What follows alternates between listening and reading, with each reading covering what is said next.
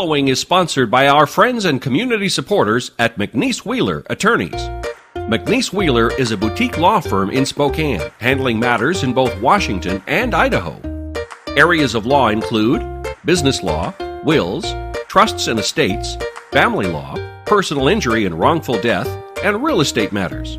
For your full-service legal needs, contact McNeese Wheeler Attorneys.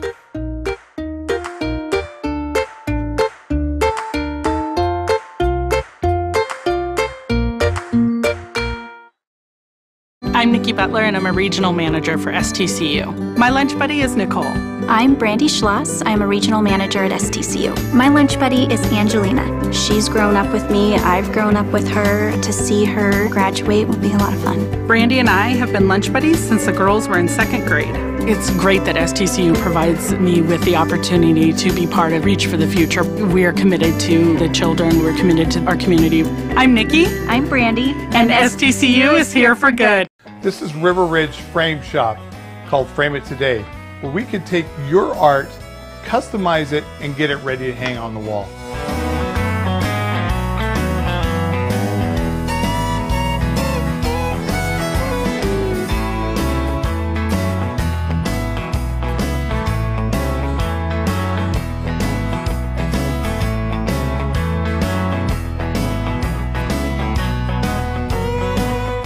Here at River Ridge Hardware, 2803 West Garland.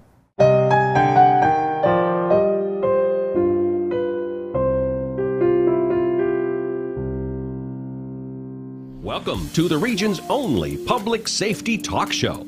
It's time again for the Sheriff's Report, your weekly report from Spokane County Sheriff Ozzie Knezovich.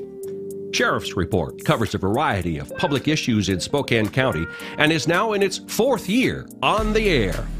Sheriff's Report is sponsored by River Ridge Hardware. Now, here's your host, Sheriff Ozzie Knezovich. Well, good morning. This is Sheriff Ozzie Knezovich with the Sheriff's Report. In studio today with me, we have Kent Adams. Kent, you've contacted me a few times over the last few weeks concerning a topic that you're running into time and time again. A lot of people concerned about it. Absolutely. I can tell you that this community is very concerned about it. I hear about it all the time. And the topic today, folks, is, and we're just going to barely broach this topic. Yeah. This is a very deep discussion. And if I can get the right interview I'm working on, yes, we may give some very, very clear dynamics of what's going on. Yeah. But what that topic is violent sex predators being released into Spokane County. Yeah.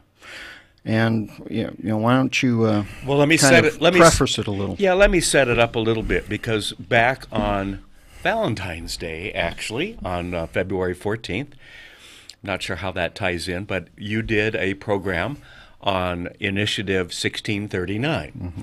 The regular half-hour program received about 6,000 or 7,000 views, and the shorter version that Vinny did received nearly 60,000 views, video views, primarily on Facebook.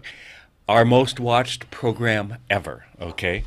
And I was prompted several times when out in the community, and even people coming in to our station here.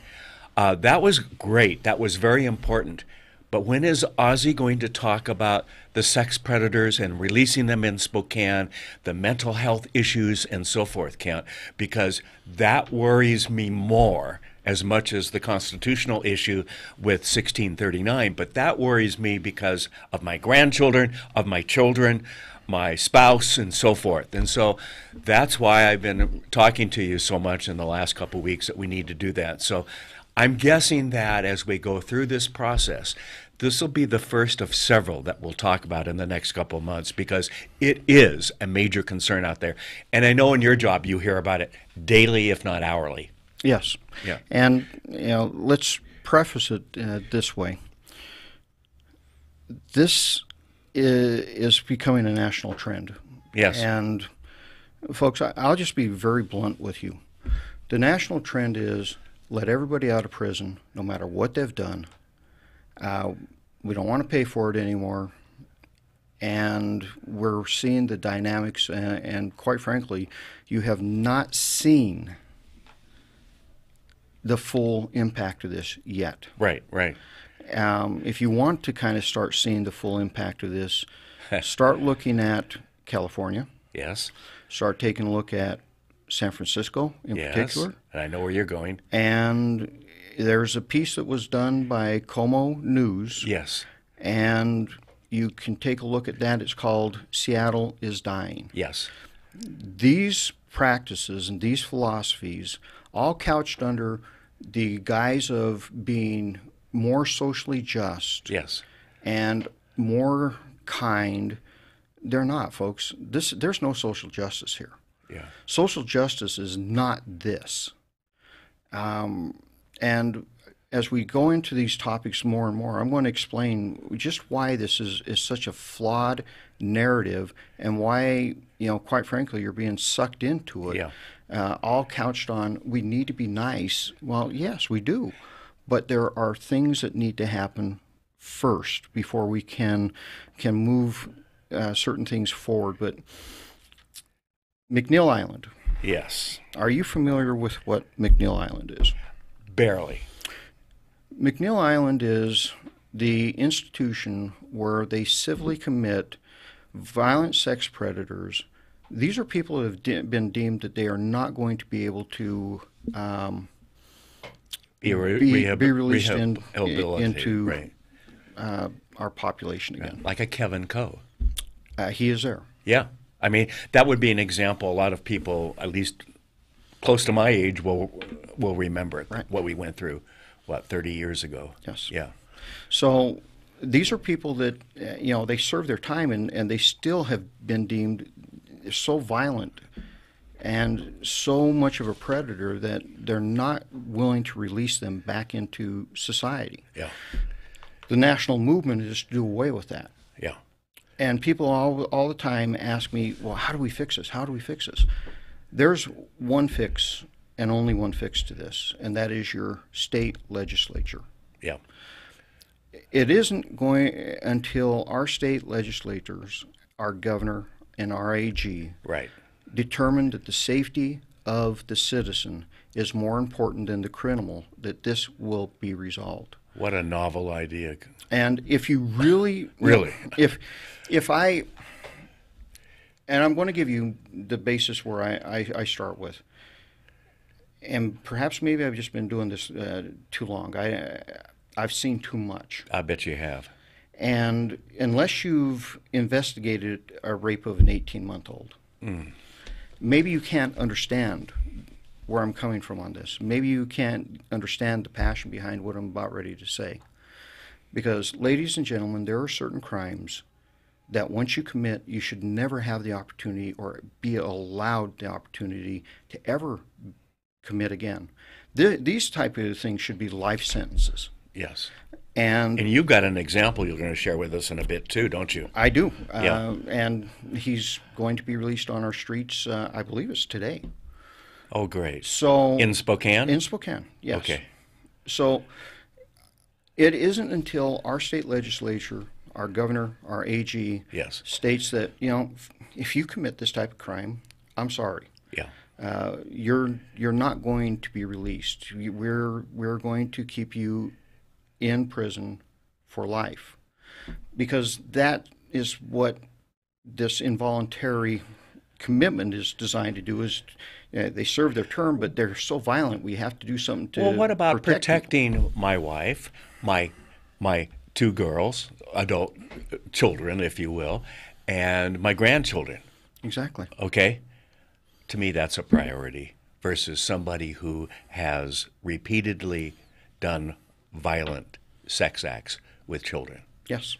So, and I explained that to a group of individuals that came to my office last summer to try to convince me that this is a great thing that we're about ready to do, of release these people into Spokane County, and explain to me that the national trend and how this may not be constitutional. And excuse me? That's one of the arguments. Really? There's actually court. They're saying that? There is actually Supreme Court law that on civil commitments. Okay. There's a new attack on. But they're saying it may be against the Constitution, Yes. may be against the law, Yes. but it's the nice thing to do. Pretty much. Yeah. I mean, I'm not being facetious when I say that. And I See, I would have kicked them out of my office, but you're a little well, more the reasonable. The thing is these are people from DOC. These are attorneys. These Yeah. are business people that are running these shops. Yeah. And So they've got a stake in it in terms of financial stake in not it. only that, Ken, there is a financial component, but this is just failed criminology. This has taken us back to an era of the 1960s and 70s that failed. We've been here before. Yes. And we as a nation always forget our histories, and we forget where we've been and what did and didn't work, and we're heading back there. So when they came into my office and they started explaining all this, I said, stop. You need to understand the baseline here. The baseline is, in my opinion, they should never be released, ever. This should be a life sentence. And they were going to originally put these sex offenders 2 blocks away. Now, these are violent sex offenders. These are called predators. Violent sex predators is the proper terminology. Okay. They were This going is to not put somebody who might have slept with an underage 17-year-old. Okay. This is a severely violent sex predator. Right. And they were going to put them 2 blocks, housed 2 blocks from the Northeast Youth Center Oh, no. in Hilliard. Right. Now, Hilliard's done an amazing job, Yes. trying to change the dynamic of their community. And they've really worked on it. And I was like, no, you're not. Yeah. That happens to be a youth center that I go and speak to all the time. I read to the kids and everything. You're not doing that. That's just not happening. And it's not. They're not going to put them there. They're going to put them over here on Monroe, just north of the YWCA. Oh, great. Okay? Okay. So what we're dealing with, and I want you to all understand that there is a term for this. And the term is least restrictive alternative. That means we take people out of confinement and put them in the least restrictive alternative. Right. Group home, whatever. Right. All right? Least restrictive alternative is being used not only for violent sex predators, but it's being used for the mental health system. Right. Because they're unloading the mental health system. Right. Which is probably one of the more cruel aspects Yes. of all of Yes. this, because It doesn't help if them somebody fails in a group home, where do you think they end up? on the street. On the street. Yes. Where is the compassion in this? Because that's what they're hiding behind, ladies and gentlemen. Yeah. Your elected officials are hiding behind compassion when there is no compassion No. to this. No. Makes This them is- makes them more vulnerable as well. It makes them very much more vulnerable, and it makes society more vulnerable. So when we talk about the homeless issue, Yes. the mental health issues, the violent sex predator issues, they're all coinciding in one avenue, in one vein. And it needs to stop. This is not compassion. This is not social justice. This is probably the most unjust and inhumane thing I've ever seen, to relegate somebody to life on the street like that. Yeah. Going back to our violent sex predators, these are individuals that, it's amazing. In 2017, one of them that was released a couple of months ago, their official jacket said, "No way are you to ever be released." Now they went and found a new psychologist, and that new psychologist went, "Oh yeah, you're good to go," and they released them into our population here in Spokane County. How long ago? 2 months ago. Oh, okay. Okay? So they've been So out there for 2 within months. 1 year, they magically went from "there's no way Being you cured. should ever be Right. released" to "yeah, you can be released." Yeah.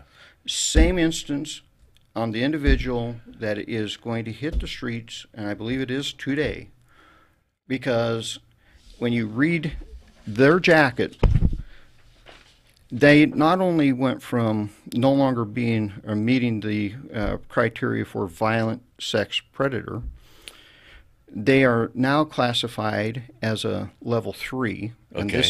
Which means they have to register. Happens often anymore with these type of individuals. The very first one that hit Spokane a couple of years ago, within 1 year of being here, they reduced his status from violent sex predator to a level 3. Okay. All right? Yeah. So there are certain conditions that fall off, drop off. Okay. Yes. Yes. This individual was going to be released unconditionally.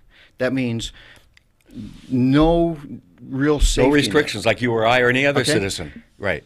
And we're going, how, because this was our first for us. Usually they'll at least go to the halfway house. Right. Right.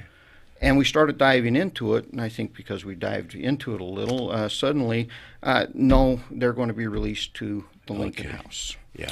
But that's not going to be the end. No, because this individual, again, his history up till just recently was you're not fit to be released. But now suddenly he's not only fit to be released, he's fit to have his status reduced, and prior to us kind of nosing around, Right. was going to be released unconditionally into the population. Right. I'm just going to read the last paragraph here. Yes. Because this is an individual that has, since age 14, Yes. has raped children age 2 and up. And this is what's coming and being released. And that's children, not child. Children. Yes. This individual's history of offending against very young, vulnerable children suggests that monitoring agents and those otherwise in position of social support or control absolutely prevent unsupervised access to minors. Confinement, mind you, he was going to be released unconditionally. Yeah. How are you going to make sure that that paragraph No way. happens? No way. Well, hopefully now it will. Confinement for the majority of his life since age 14, paired with many community supervision violations, failures to comply with recommended substance abuse and anger management counseling, half-hearted participation in court-ordered sex offender registration, and reoffending sexually after receiving treatment infer that his remaining time under supervision be managed with high levels of support and monitoring, and they were going to release him unconditionally. Wow. So What you just read was very, very powerful. And he's not the only one. no, we were told last summer we had 8 heading Really? our way, and they are emptying McNeil Island. Yeah. This is a policy decision. This is a policy decision trying to, hopefully avert maybe a lawsuit because of the, civil commitment aspect of this. Right, right. And this policy decision is putting our children at risk, is putting our society at risk.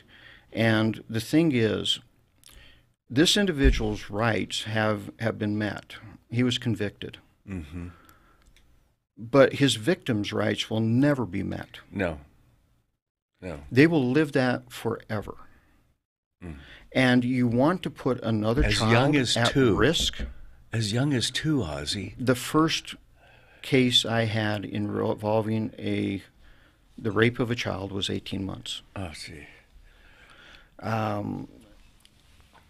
There is passion for me in this. This needs to stop. Yeah. And the only way you, the citizen, you always ask, how do we prevent this? How do we make this not happen? Well, when are you going to stand up? Yeah. That's my question to you. When are you going to stand up and say, enough? Society has rights too. Our children have the right to the same life that we had. And we are throwing that away. Period. I have to ask you a question just because I know you well enough and your leadership here in Spokane and all of the things that you've gone through, when you had to deal with that 18-month-old that first time, how did that affect you, and how did you get past it? And I put quotes around that because you never, I know the answer, you're never going to get past it. But there's no getting past that. But you have to move on because of your job. Yeah, you still have nightmares. Do you? You know, Yeah. that's just a reality. Yeah. And I don't think you'd be a good cop, if you will, if you didn't have nightmares or if it didn't bother you. But that's a driving passion inside now, isn't it, to help prevent that? Yes, because what people don't realize is these victims never ever recover. Yeah. It destroys their lives. Yeah. And when it comes down to if it's familial, Yes. a family member, Yes. that becomes generational. Yes, yes. And it just propagates itself down through the generations. I've sent great-grandfathers to prison for molesting their great-grandchildren. Wow. It is something that we as a society don't really like to talk about. No. But we get all upset when we see it coming back Right. at us, but we aren't really willing to go, enough. Yeah. Maybe it's time that accountability re-enter the vernacular of the American society.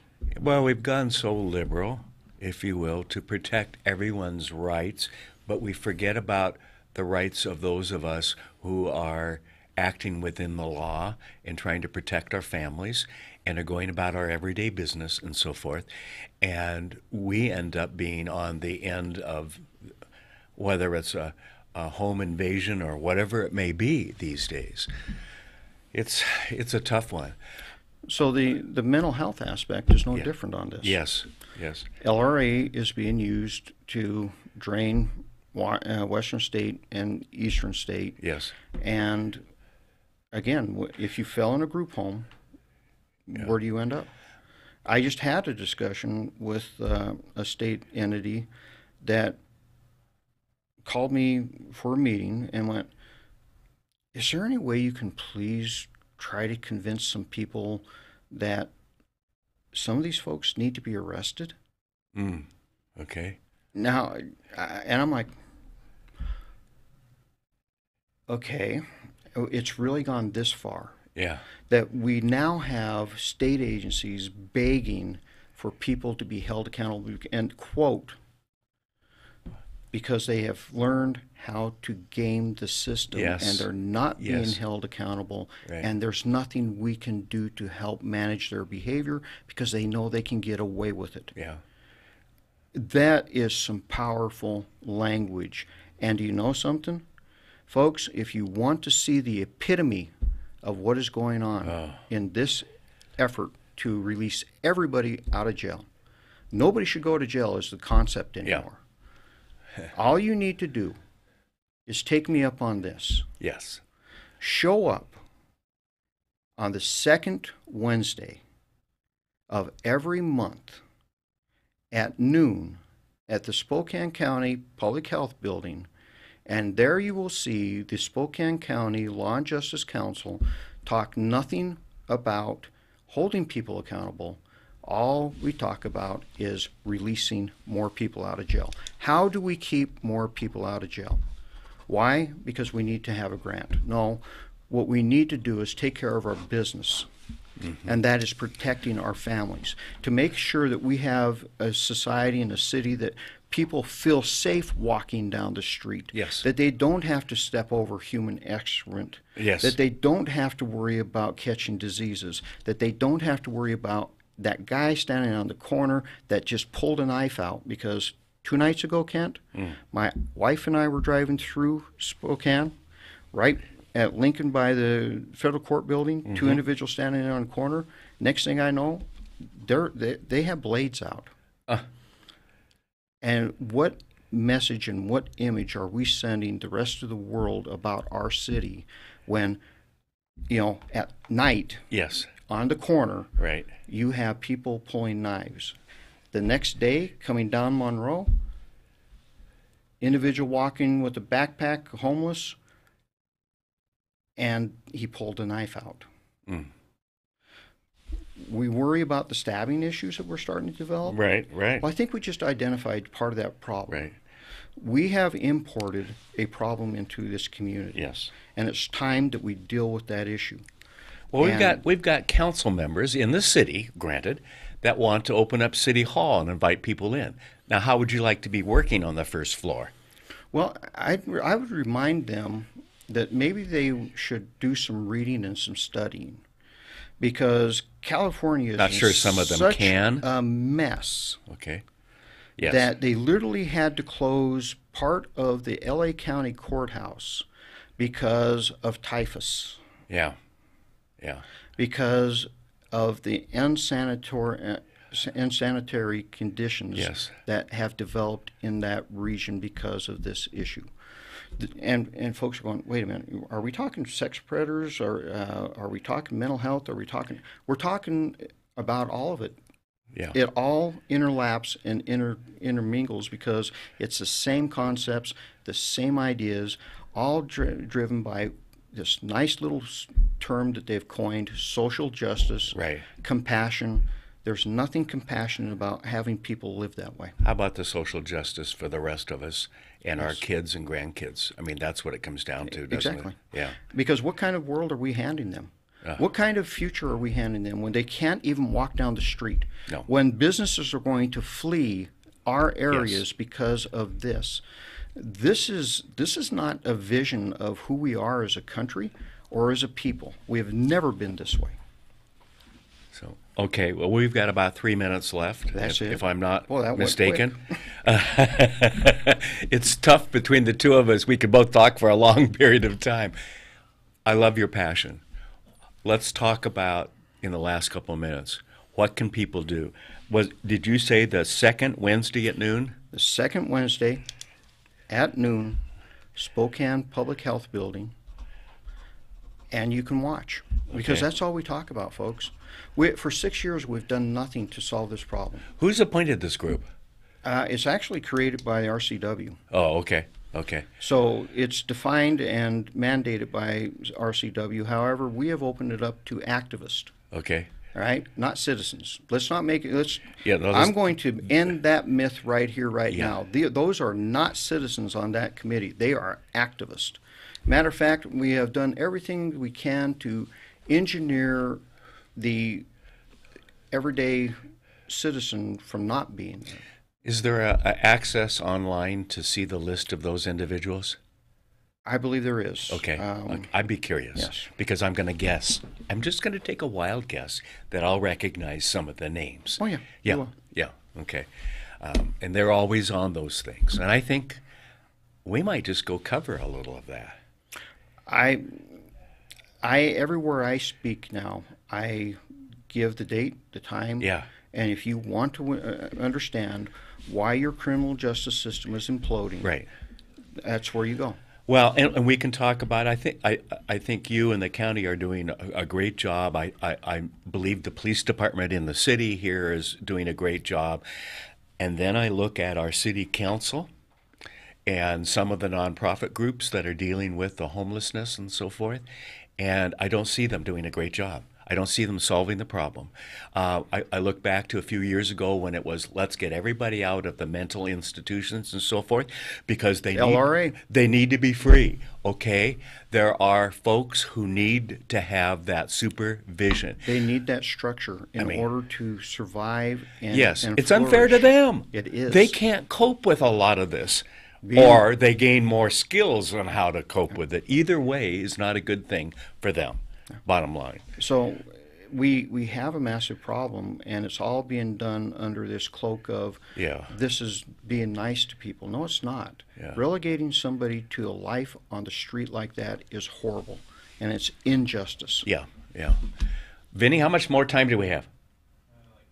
Like 30 seconds. We have 30 seconds. Let you close the program. 30 seconds. 30 seconds. You can't do it in 30 seconds, and I know that. Stay tuned for next week. Yeah.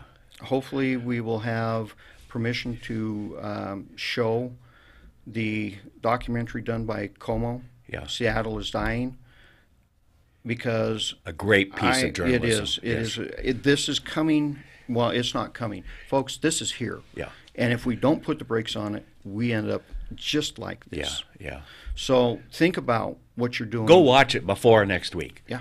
So they have. So I'm going to preface it, then I'll come back and we're going to cover certain angles. And if I can get the guest that called me concerning violent sex predators and their release, this should be a very dynamic show. Thank you, Ozzie. Thank you. Have a good day. You too. Thanks for watching. Sheriff's Report is produced in Spokane, Washington by SpokaneTalksMedia.com, which is solely responsible for its content. Sheriff's Report is sponsored by River Ridge Hardware. Ask Ozzie a question, recommend a guest, or hear this program again on Facebook, YouTube, Twitter, Apple Podcasts, Spotify, or SpokaneTalksMedia.com.